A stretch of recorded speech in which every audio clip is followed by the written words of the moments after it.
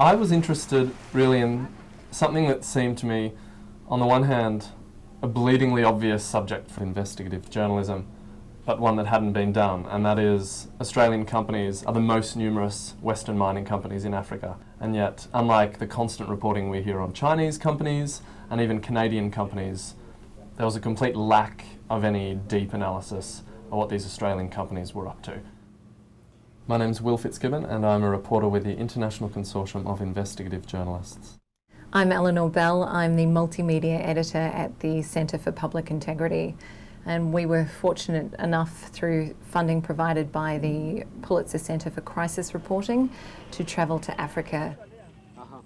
We started off in South Africa and then more or less made our way up via many long flights and stopovers to Malawi, the Democratic Republic of Congo and Mali. We found a lot of allegations surrounding these mines. There were issues of environmental degradation, horrific human rights abuses in some cases. We found workers who had suffered injuries as a course of their employment with the mine, or more commonly as subcontractors working with the mine companies themselves. I was really surprised actually by the 380 deaths that have been associated with Australian mining companies in some form or another.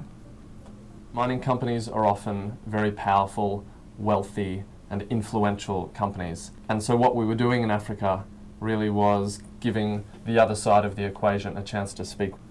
That's why we chose in part to do a video segment alongside Will's fabulous reportage, so that you would hear the voices and see the faces of these people affected. We were basically going into people's lives and homes for whom speaking publicly about their experiences, their working conditions, could be potentially very problematic. So there was, in Malawi, in South Africa, a certain reticence, understandable reticence among certain employees to speak with us.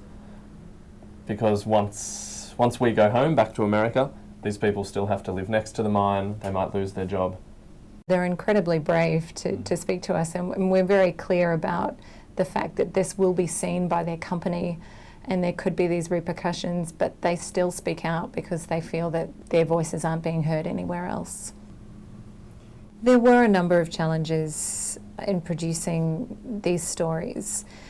In the Democratic Republic of Congo, for example, we were brought in by the local intelligence agency. We were both interrogated.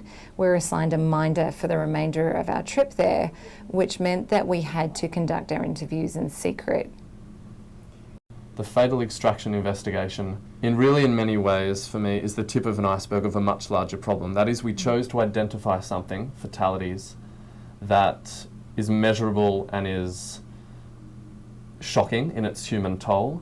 But if you like, I conceive of those deaths that we found and those injuries that we found really as just perhaps the most visible example of the negative impacts of mining that we heard people across Africa telling us. And yes, it's hard for journalists to go there and to prove this and to gather these stories, but it needs to be told so that both the Australian government, which as the home government of these companies has a certain responsibility to know what its companies are doing overseas, but also so that local governments throughout Africa can be aware of what's happening in their own backyard.